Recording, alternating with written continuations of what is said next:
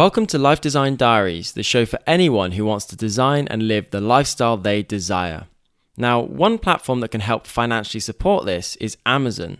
And in this episode, we've got a fascinating story from a guest who switched direction from a hugely successful corporate banking career as a VP to find and pursue her own passion, which eventually led her to Amazon.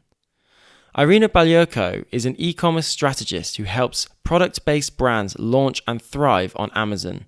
Over her career, Irina has helped hundreds of brands generate millions of dollars in sales on Amazon and achieve such results as doubling sales in 3 months and growing to over 500% of sales in a single year. This conversation delves far deeper than just Amazon, however. When Irina approached me to be on the show, I was particularly interested to hear how she realized that climbing the corporate ladder was taking her in an opposite direction to what she wanted to live.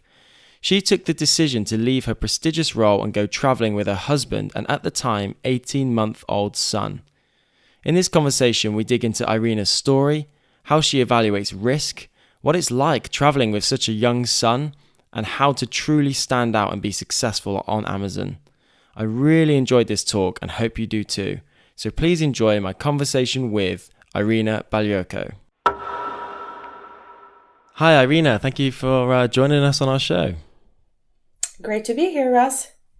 And I want to get straight into it really and understand how it felt at that exact moment when you decided to quit your job. You had a VP to your name, you decided to quit. You had an 18-month-old son at the time. And you had no clear direction ahead of you. How did you feel at that time? It was a range of emotion. I think, in Russell, it's okay. I'll just tell a quick story, just kind of building up to that, where Sure. It was, I was in a position where I got my MBA, so I started working for a large investment bank, and I had full intention to, climb the corporate ladder, get a bigger house and picket fence and all of that. And eventually, year after year, it started to feel very stifling. And of course, when you work a lot and you really have, the 2 weeks a year of standard vacation, it really started to feel that how I wanted to see my life was a complete contradiction of where my career and my life was taking it. So I started to feel trapped. And when I came back from maternity leave, back to work, my son was 4 months old. And, I sat down with my manager and I said, listen, I want to, I'm still professionally driven. I want to go for a promotion. But I also would like to work from home 1 day a week so I can, see my son more, a little bit more during the day. And he, being a very great manager, he was very honest with me and said, listen, I can get that approved for you to work 1 day a week from home, but I cannot guarantee you it will not impact your promotion. And at that moment, it's almost like you're in a relationship that you're trying to make it work and you put Band-Aids on and you try to make up and try to work it out.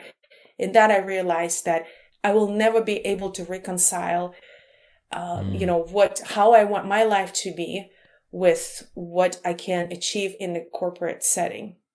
So It still took us about a year. I still worked hard that year and I still got that promotion, which in hindsight, it was right now, it absolutely makes no difference. Right. And, it's like, who cares? I haven't updated my resume. Hopefully I will never have to update my resume. Yeah. And still took us a year. And then we always wanted to learn Spanish. So I said, okay. The day I got my bonus in my bank account, I put in my 2-week notice. And it was combination of excitement and fear. And I don't know, Ross, you might relate to that to some absolutely. extent. I think there is still anxiety, right? And then, of course, we have 18-month-old child, and we bought literally 1-way ticket to Mexico because we were not sure what country we're going to go after that and when we were going to come back. So that I also felt that I call it that we took a family sabbatical. It also felt that if for me to kind of stop that trap of um, suffocating in the suburbia, that we needed to hit a pause and really take time off to step away and spend time as a family and learn Spanish, eat good food, you know. But how much of a factor was your 18-month-old son at that point? Because for me, listening to that, I can see how there's a conflict of kind of interest in direction there. And you say, I want to go this way, but I can't. It doesn't seem like there's a physical possible way that I can do that. But how much of a factor did it's all right going into the uncertainty when you've got not many commitments, but to have an 18-month-old son, how did that sort of weigh in on that decision? Well, he was definitely a decision for me to quit my corporate job in a lot of ways, because he was in daycare for about 10 hours a day. That was, I mean, still feels painful. Right, yeah. But, it's interesting, maybe because I'm an immigrant and I came here with, to United States with $100 in my pocket and thinking, well, what could go wrong, right? So there is, I guess, a high tolerance of risk. And I guess I knew that, first of all, with always the safety and, his well-being is always through all the travels was always a priority. Yeah. But I always knew, because I had that experience of opening up, coming here and doing travel in other countries, that letting him see the world that early on, have those experiences where he's seeing monkeys out in the jungle, not in the zoo, eating mangoes off the trees, even if he doesn't remember. I know that it definitely influenced how he was developing. Yeah. So I guess in some ways, I do think that sometimes we look, with kids, that of course there is a lot more factors to consider. But when you really, sit down and plan and you consider everything, there is a lot of perceived risk that is not really, it's not real. Yeah, and really interesting what you said there is that because you come from Russia and you moved to the US, you have a high risk tolerance, and I'm interested to see how you approach that, because I always feel it's powerful if you understand that you can build yourself back up from the bottom, because then it allows you to take chances of which other people may not do, because they'll let that fear get hold of them because they feel like they've got loads to lose. So I think that sometimes having nothing to lose and understand that it's okay, that you would be able to adapt and get out of that situation, actually allows you to take chances like that. And it sounds like that also was a factor in your ability to make that decision. Yes, absolutely. And luckily my husband went along, and, he also wanted to travel, and we always traveled together a lot, even before we started family. So I think that it feels like that the more I travel, the more experience the world, the more I took chances on life, so to say, that the more really realize that there is, sometimes I start with, really basic questions of making big decision, am I going to die? I mean, I know it sounds a little bit basic, but there are some scenarios, right? There is that possibility. Am I going to die? So yes or no? Probably not. What is really the worst case scenario that can happen? Okay, well, that case, we planned, I think money-wise, we planned for travel enough. Okay, what's the worst case? We come back. Worst case, I get another job. It didn't really sound good, but that was really not that death type of scenario. But then also, what is the best case scenario that can happen? And often when you think that way, it really puts really swings it completely opposite, where it's really not taking leap becomes a lot more risk. Yeah, absolutely. And it's funny because it's exactly the same scenario. It's just your change of perspective towards it allows you to make that different go in that different direction, because you're looking at things there from the risk perspective, aren't you? In the way that you're saying, what's the worst that can happen? And I love looking at things like that. What's the worst that can happen? Because it just allows you it kind of frees you to be able to make a decision when you might be feeling like actually that it might be the right decision, it might be the wrong decision. Whereas actually, if you say what's the worst that can happen, then you just go with it, and it allows you to take what looks like on the outside these big risks, but actually they're calculated risks. Well, exactly. And then, sometimes when we talk to others, what we're going to do when we talk about what we did, and, oh, it's expensive, right? The money, the financial aspect always comes up, and we actually took time off. I mean, we planned for it, but we took time off. So we were not really generating income. So obviously that was a factor. But then when I looked down at all our expenses, actually it was about the same, and probably even a little bit less depending on how we would have spent money here if we just stayed, in the States. Right. Yeah. So it's really, the money aspect also becomes sometimes it's when you live in familiar type of situation, you're at home, everything, there is that false sense of security, and that is, it's false. Yeah, and looking at the kind of real practicalities of it, what did you have to do? Did you have to completely curb your spending? And how long did you give yourself? Because you said that you weren't earning any income. Right. So we did plan. So from the moment that, we started thinking, actually putting a deadline on it, it was probably about, 10, 11 months where we were planning for it. So we're putting money aside. Yeah. And I also knew that I was most likely, it wasn't guaranteed, but I was most likely getting a bonus, which is typical in financial services industry, it's part of compensation. And so then I started really planning out itinerary and looking at costs. Obviously, getting there, the travel piece, and for us, accommodation was the most expensive. Food, we were in Mexico, Nicaragua, and Costa Rica, so food is really cheap. Yeah. A lot of things are cheap. And I think had we not had our son with us, we probably would have gone a lot more loose with accommodation, probably be like, hey, let's just fly there and we find something. But this is where the aspect, okay, with a toddler, we gotta be a little bit more planning ahead. And so sometimes meant paying more for guaranteed accommodation that we felt comfortable with. Yeah. Okay. And I mean, why that decision though? Why even to go traveling? Was it just to completely get away and free the mind and get you thinking? Because you didn't actually know at that point what you wanted to do next, did you? You just knew that it wasn't right where you were currently. I didn't. I mean, I can talk about things learned and some things I would do again and some things I wouldn't do the same way.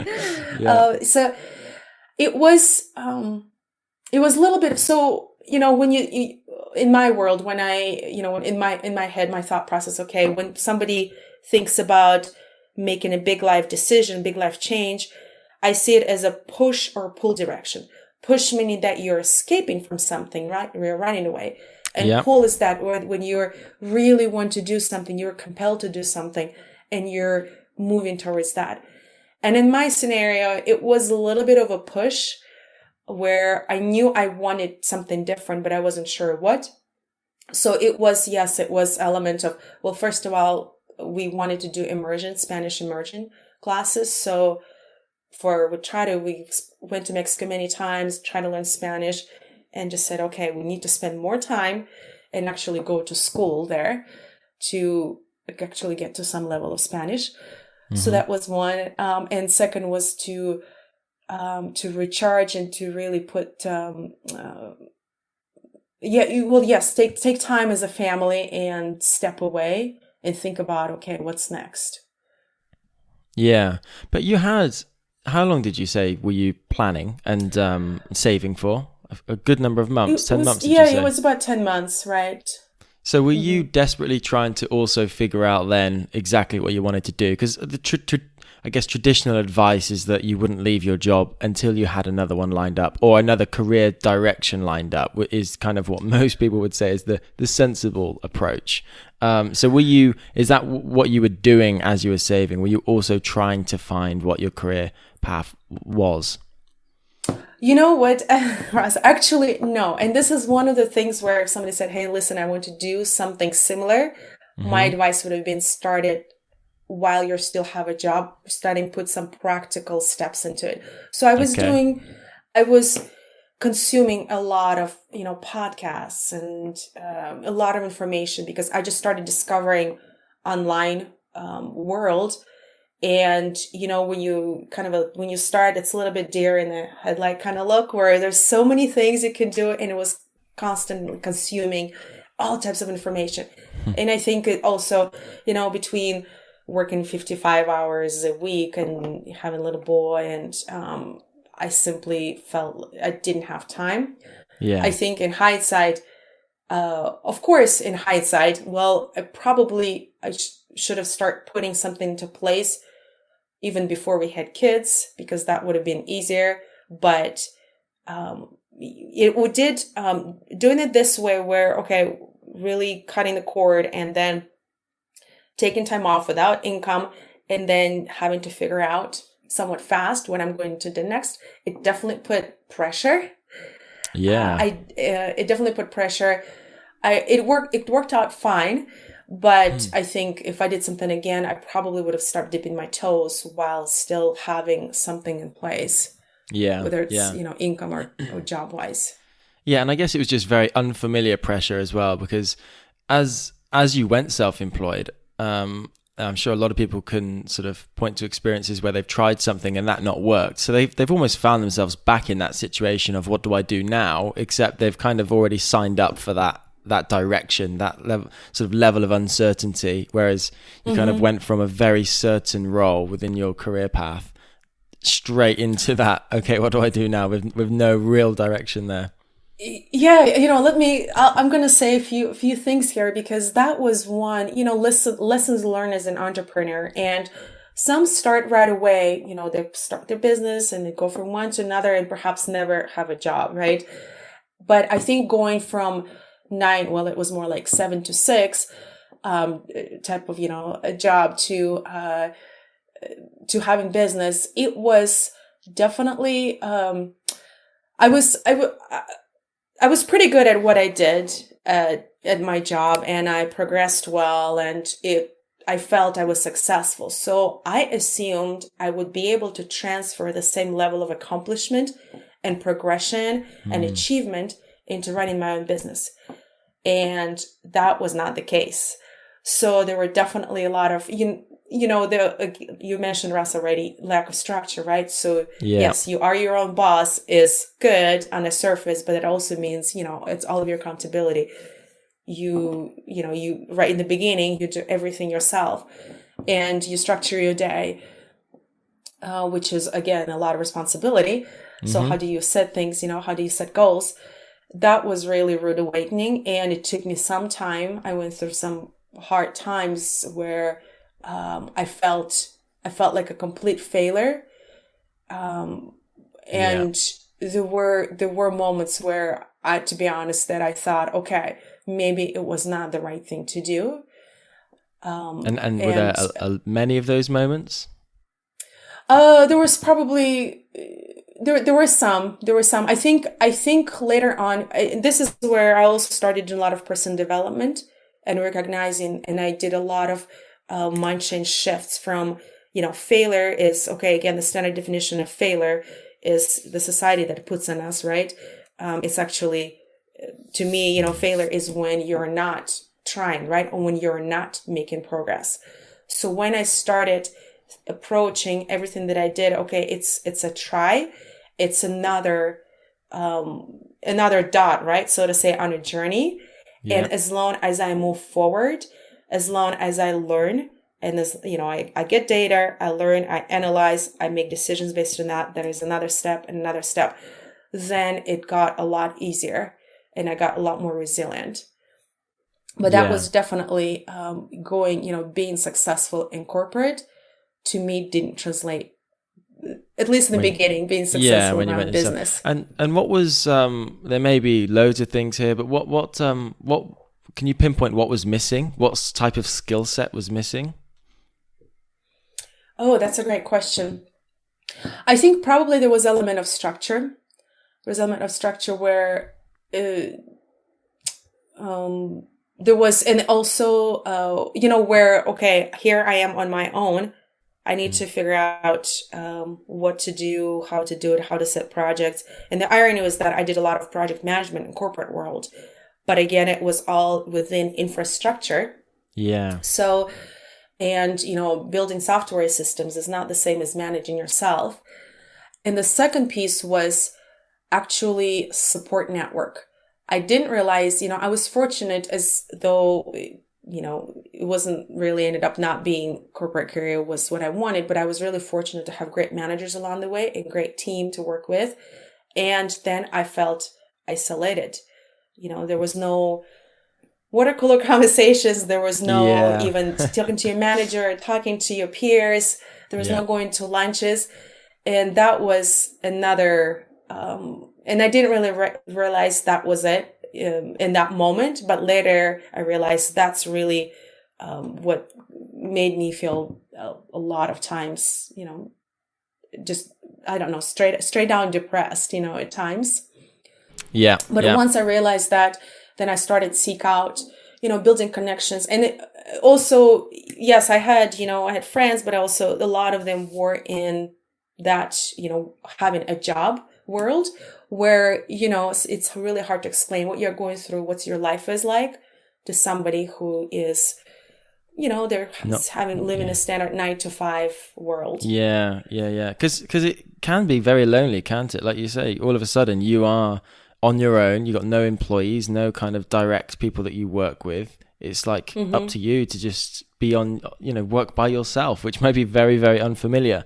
And one thing which I think is really important is you mentioned there about reaching out to people, but it's amazing how when you go it alone, you start to realize just how important that network of people that you have is.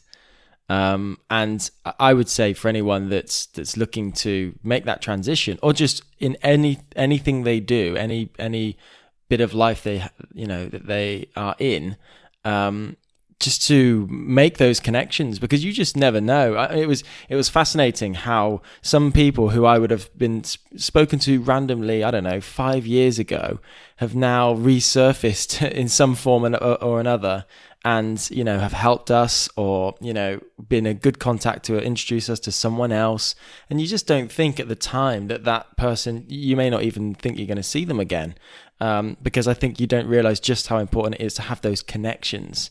But when you go it alone, when you go self-employed, all of a sudden your connections, your network is crucial, I feel.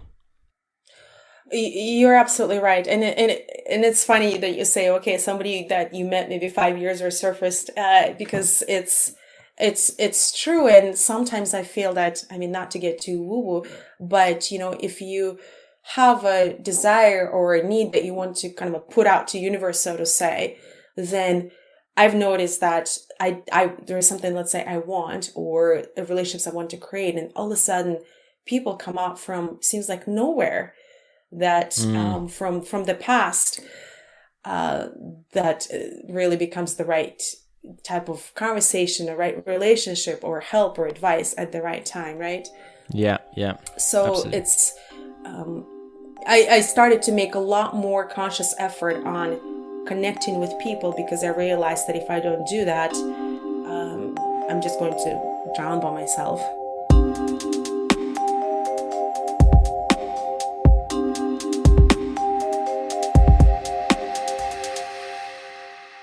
As well as our podcasts, you can also hear from our short email, The Design Drop. Every Friday, you'll get an email with interesting resources, things that we've been pondering, things that have helped us that week, such as book recommendations, online tools, and gadgets. It's a quick, easy, light-hearted email to round off your week. If you're interested, head over to lifedesigndiaries.com to sign up. Okay, so you did that. You took that stopgap, and that lasted for 3 months, was it? Yeah, it was a little over 3 months. And I had then to come back because my best friend was getting married. okay.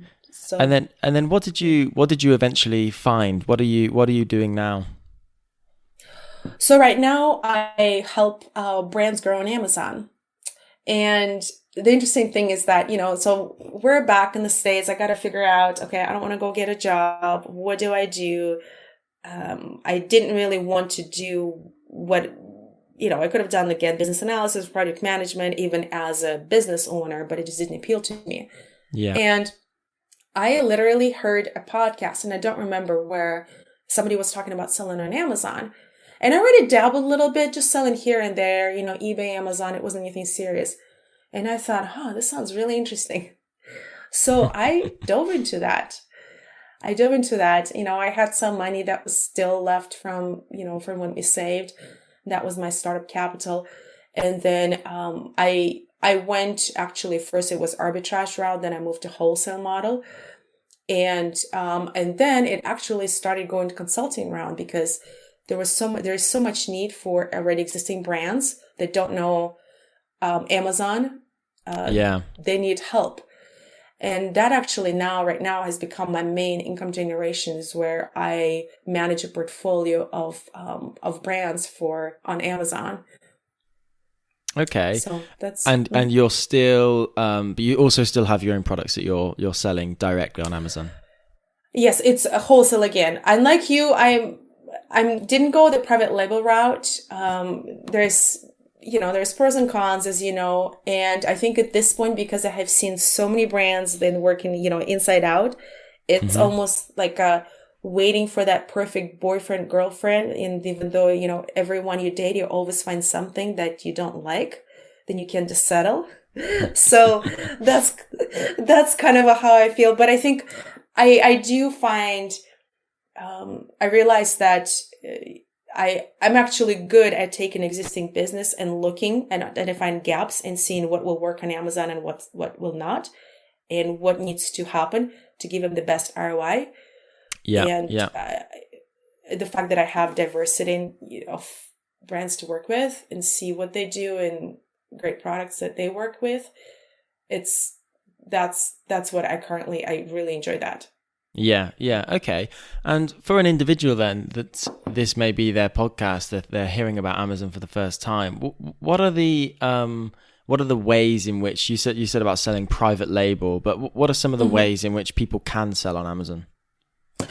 Sure. So let's say if somebody's starting out as, let's say, a side income, right? So you have your job and you want to, test water out, so to say, on Amazon and see, how you can make money. And there's couple, probably three actually business models that you can work with. One is arbitrage, which is literally buy low, sell high, right? And that would be buying existing products, different channels, can be found in retail or can be found online, and reselling it on Amazon. It's easy to get into. I do think it's hard to scale. And I do think it's getting harder and harder to operate in that model. I think it's a good way to get into Amazon, understand a little bit how it works, but I would not make it a main business model if somebody is serious about Amazon. Then there's wholesale, which is, if individual, to me, that's my favorite. And that is obviously buying from products from existing brand and selling on Amazon, being, you can say Amazon distributor. What you get usually, if it's existing brand, you can leverage perhaps they already have brand recognition. Perhaps you can provide you with some, let's say, assets, images and things that they can put on. And obviously, you don't have to, the startup capital is a lot less than versus investing in creating your own product. Yeah. And the third one is when you go and create your product. You find a product that you want, you find a supplier, then you responsible for getting traffic and marketing and, growing sales, obviously. So to me, that's probably long-term, the most sustainable and probably has the most upside. It does require some work. I think it's in a lot of cases it requires more than you think in the beginning. Yeah, there's definitely a lot more to it, isn't there? Producing your own private label, that really kind of, well, you can do all your research up front, but there's always seems to be inevitable things that unfold throughout that you're like, okay, I didn't quite realize that was going to be a blocker. And it does seem to be it is, there's so many stories and podcasts and things you see online about people turning over so much money on Amazon, and it's just, it appears to be so easy to just buy and sell or just, get a product out there and it just flies on Amazon. But absolutely, it's probably worth reiterating, as with anything, it's a long process of discovery and improvement, and certainly selling private label on Amazon is challenging. There's definitely barriers, but then as you go through that, the next one becomes easier. Exactly, because you already have a blueprint or system. You probably already have your launch type of strategies that worked before. So yes, and it really frustrates me when I see Facebook ads. Oh, I generated 100,000 in the first 30 days. And we've all seen them. Beach. You've seen it, right? So it infuriates me because it gives a false picture to a lot of people that they want to make money, and and it's just telling them it's easier than it actually is. Yeah, but absolutely, and I feel exactly the same whenever I see those. But why Amazon? Because it is a huge platform, a massively growing platform, one of the biggest businesses now in the world. So why is it that? What's the upsides of Amazon? Why would people use Amazon? As a platform to sell, right? Not to buy, I assume. Yeah, to sell, because obviously there's loads of different options. People could jump on Shopify and start wanting to make their own website. Why would someone use Amazon initially? Sure. So Amazon is the largest e-commerce platform in the world. So it's in the US, it holds at least half of all online sales, probably similar in Canada. I think it's a little bit behind in Europe, but it's also getting up there. And, they'll also launch in Australia. And I think literally he's not going to stop until he gets into space. Takes over the world. Takes over the world, right. So Amazon, what does that mean is because it has such power and is so dominant, it already has very robust SEO. So if your brand or if your product is on Amazon and on your website, if somebody Googles it, more often than not, Amazon listing will come up higher in search results than your own website. Amazon retargets customers. Then also Amazon gives sense of credibility because it's so powerful for online shopping. If product or brand is on Amazon, it gives this halo of credibility that it must be legitimate. So, and of course, if you have product reviews, Amazon is often used as a research platform where somebody goes and, reads reviews. Let's say they saw your Facebook ad. They will probably, if they're a Prime shopper, they will probably hop on Amazon and read your reviews. They may or may not buy on Amazon, but there is that spillover effect between your channel and Amazon, between your website, let's say, and Amazon. Also Amazon is very agile, meaning, that it doesn't take, you might need some gated category approval in the beginning, but once you're off to the races, it's really, you can change prices, you can control your shipment, you're using fulfillment by Amazon, right? I didn't talk about that, but that is the big advantage, right? So it really relieves a lot of customer service and shipment and fulfilling orders. That is absolutely huge. So it really can operate as a fulfillment house as well. Yeah, absolutely. And as I'm traveling around the world, I'm personally using fulfillment by Amazon, but and I know a lot of other sort of digital nomads, people living this similar lifestyle, are relying on that because once you get the process set up and your stock is delivered to Amazon, you've got a good marketing channel. It is an incredible way now that we can make money in the way that the sale comes through, and you just get a simple email from Amazon saying, "Hey, by the way, you've just made a sale. Here's the money. I've sorted it all for you." That's That's and then next thing you know, really. you got it. It is, right? And the next thing you know, you got to turn off the email notifications because you're selling so many that you get all these emails. It's like, okay, at the beginning, it's cool. Nice to see those emails. And then you got to turn that off.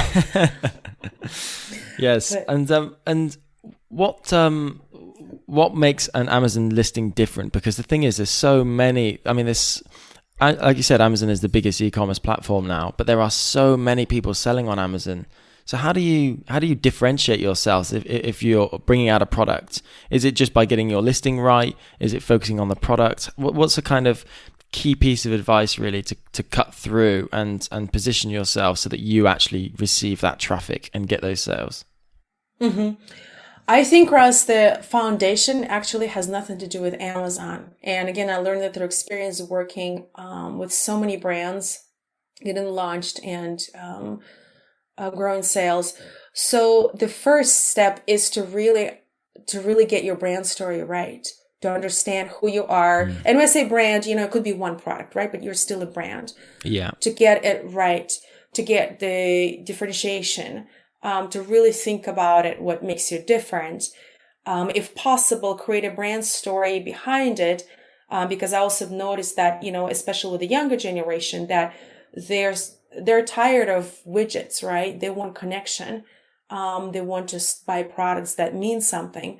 So I know sometimes it's hard, especially if you're just testing first product that you probably bought in China, but whatever element that can be put around that to create that story, that will help.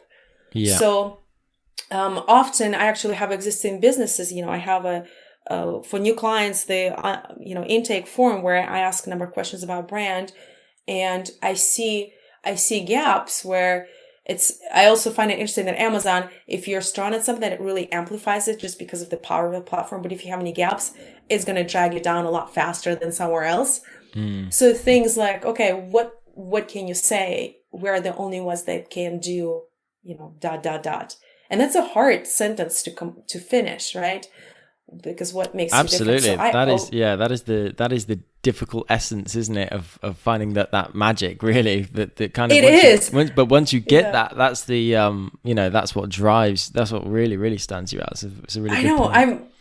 I'm still working on mine, right? And it's always evolving process. It is. But once that is, obviously, again, that can be changed as you go, evolve, down the road. But once that is kind of put in place, another important thing that is really in the last few years, probably a couple of years, becomes more and more relevant for conversions is images. Because, we're now swiping, we're not reading, we're a newsfeed society, unfortunately. So if product story can be told in images, if you have money to spend, if there's only a certain budget, I would say put it all in images, hire, professional photographer. Because, I do a lot of testing. So the increase in conversions that I've seen the most has to do not with change of copy, but with change of image, with better images. Yeah, absolutely. Because people buy visually, don't they? In fact, they rarely read there's the bullets and then there's the description, isn't there, on the Amazon listing? And I think from the research I've read and the experience I've had is that people rarely even read the description. They buy from the images. They do. And then the next one is the reviews, right? So, that reviews are important. Amazon search algorithm, and the higher rating and the more reviews, the better. However, I'll just mention one thing because I see it also everywhere, and it's actually not true. Again, based on my experience, and I have relationships with people that worked at Amazon, right? So kind of have my peer network that I pick their brains.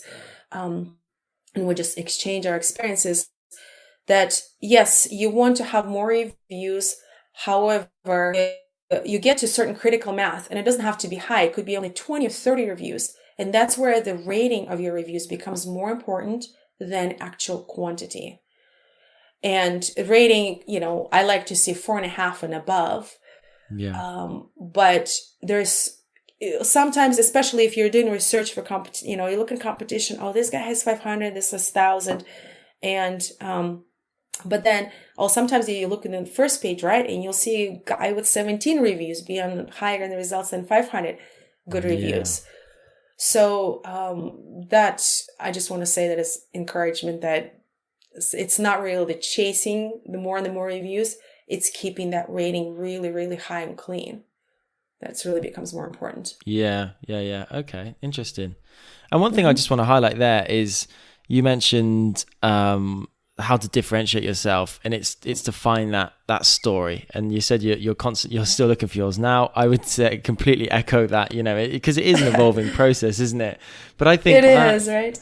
But I think that as a plane goes over my head, I think that when we talk about moving from your career into self-employed life and I said what skill set is missing, I think the ability to find a narrative and put together, a very precise story as to what you're doing or what your brand is doing is the realization that we, me and Lucy had, is a skill set that needs to be honed in on, because it really is, everything you do to communicate yourself or your brand is telling a story. People buy stories, that's what gets people engaged. And so certainly when it comes to your product listing, you need to be able to succinctly tell exactly what that story is, what that narrative is that makes you different from everyone else. Agree, right? And you have 5 bullet points in 2,000 characters, and if you're lucky, you have a trademark, right? You got your enhancement content. It's so hard. Well, it's funny that you say that, because I just got back from a mastermind where one of the aha moments was, okay, so there is the storytelling sells, right? So that's not really a secret anymore. But so you have your story, right? If you look at a Venn diagram, so you have that circle. And then there's your audience, there is their story. And then you have that space that shaded, if you kind of picture Venn diagram shaded, that's becomes your shared story. And that's the piece that I thought, I knew it intuitively, but when it was really put in a picture, where if you can create that shared story where you share about yourself or a product, right?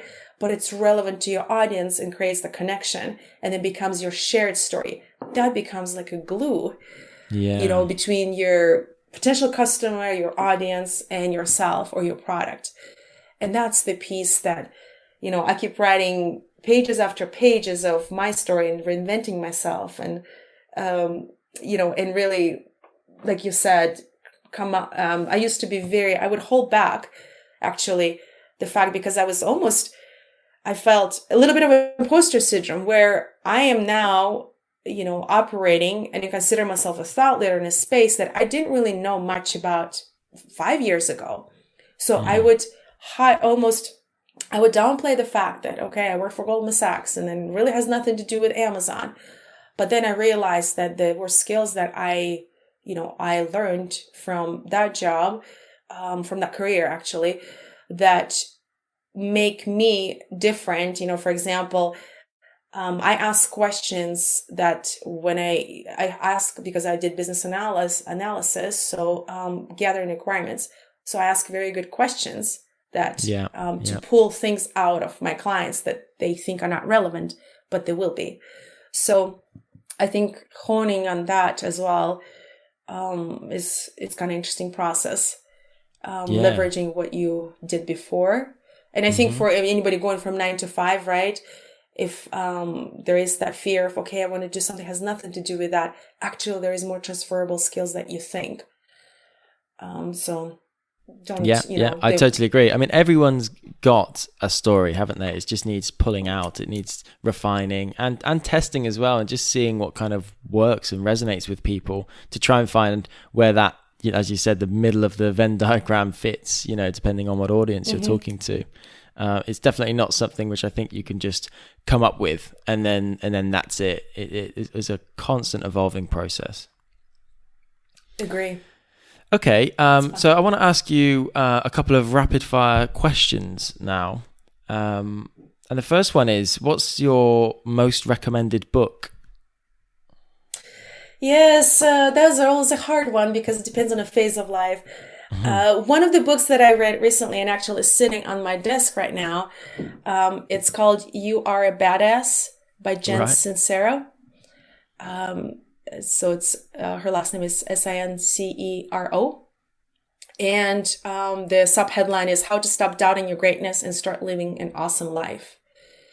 And this is the second book of hers that I'm reading, and she is absolutely funny. The language she writes, and she gives this absolutely golden nuggets of truth that just pierce your soul, but it's such a lighthearted manner that it's you need to read it if you haven't. I don't know if you have. Okay. And any more? Fantastic book. Awesome. Any more? I think I'll stop with this one for now. Maybe because there is always, the basics of, I shouldn't say it's basics, but there's 10x rule, then there's essentialism. I really like that one. Yeah. Deep work. It's another one. Importance of deep focus, of deep work. Yeah. Yeah. And do you read often? I do. I should probably read more fiction than nonfiction. Yeah. Okay, and you mentioned podcasts. You mentioned that when you were looking to do something and you're in that kind of interim gap and saving up, you were consuming loads and loads of podcasts. So what are your favorite podcasts that our listeners could potentially switch over to? I've been listening. The one that comes to mind that I consistently listen to is Eventual Millionaire with Jamie Masters. That's her name now. So it's Eventual Millionaire. And she does video interviews every week with, millionaires, right? Millionaires, how they got there. And, from different walks of life, different themes, different stories. So, talking of stories, right? There's always a story there. So I find it absolutely fascinating because it also, you start seeing the patterns in what, different people are saying. Yeah. So that's definitely check it out. Okay, cool. Mm-hmm. And lastly, I just want to give you a bit of an open mic opportunity to just tell your message. What would be your message to the world, to our listeners? My message would be think about what you truly want and do not be afraid to pursue it. I believe that we all have a piece of something divine in us. And by divine, however you define higher power, universe, God, unicorn, whatnot. So that we're, human beings, there is that little piece of divinity in us that makes us so special and so different from anybody else, and also gives us that gift that we have a choice to give to the world or not. And how, the society, the life, the standard path of, okay, you go to college, pay your bills, raise a family, it starts stifling that voice and that piece of divinity. So often also when, the saying, okay, what do you want? And doing something that you want sometimes is to interpret it as selfishness.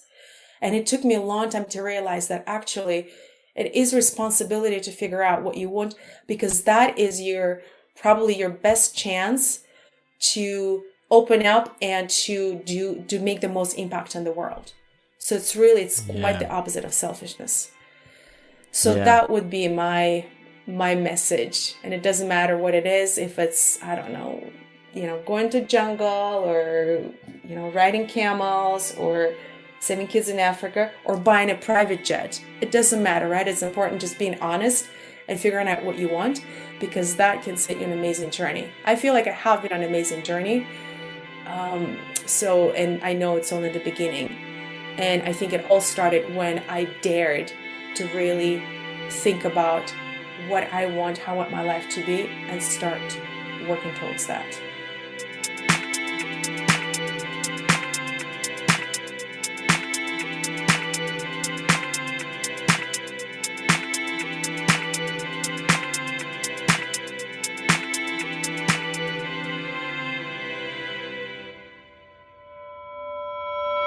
where can people find you, lastly? So you can find me on my website, Seller Ladders, SELLERLADDER.com. And I would love to hear from any listeners. I like to hear stories. We're talking about stories here. I like to help. I like to talk to people as well. Mm-hmm. So you can find me there.